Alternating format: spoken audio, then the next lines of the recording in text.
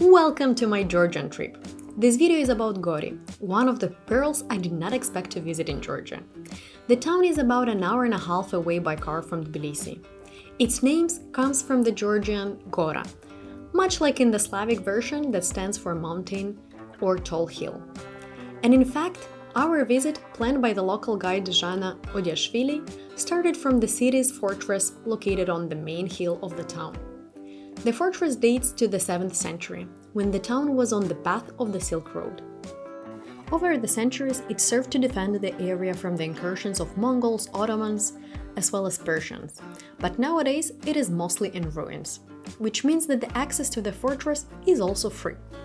In the past years, the city has been planning a restoration of the structure damaged by the earthquake of 1920. From the top of the hill, you'll be able to observe from afar South Ossetia, the de facto state who seceded from Georgia. In fact, the position of Gori put it on the line of fire during the 2008 Russian-Georgian conflict. The city was occupied by ground troops and attacked by airstrikes, and there are still a few buildings that bear the signs of that conflict. Still, nowadays the city feels very active and does not resemble an active war zone. To commemorate the events of the war, at the corner of Chavarnadze Street and Stalin Avenue, there is a beautiful painting by the Tbilisian street artist Gagosh. Depending on how you climbed the hill, you might have encountered the memorial of Georgian war heroes. It is a beautiful complex of 8 statues representing the warriors that defended Georgia in the past. It was originally erected in the 1980s in Vake Park in Tbilisi before being relocated to Gori in 2009.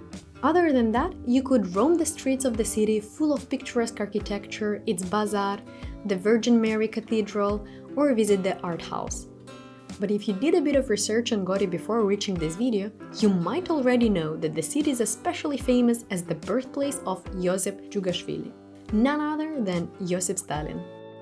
The Stalin Museum is likely the biggest attraction of the city, but guides as Zhana want to prove to tourists that Gori has more to offer than only the Stalin Museum. The town is in fact very nostalgic of the old Soviet leader, and it prides itself in the fact that Stalin was born there. Some very relevant key takeaways of the Stalin Museum are the house where he was born, his personal train carriage, because if you did not know, he never traveled by plane, and a whole bunch of memorabilia and paintings remembering him. The guided tour is not very relevant if you know already some key facts about the life of the Soviet leader, especially because the narration is very acritical, limiting to some key aspects of his biography, but what you'll see is truly exceptional in terms of historical value.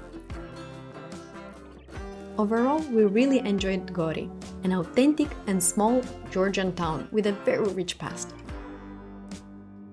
Come back on the channel for more trip suggestions on Georgia.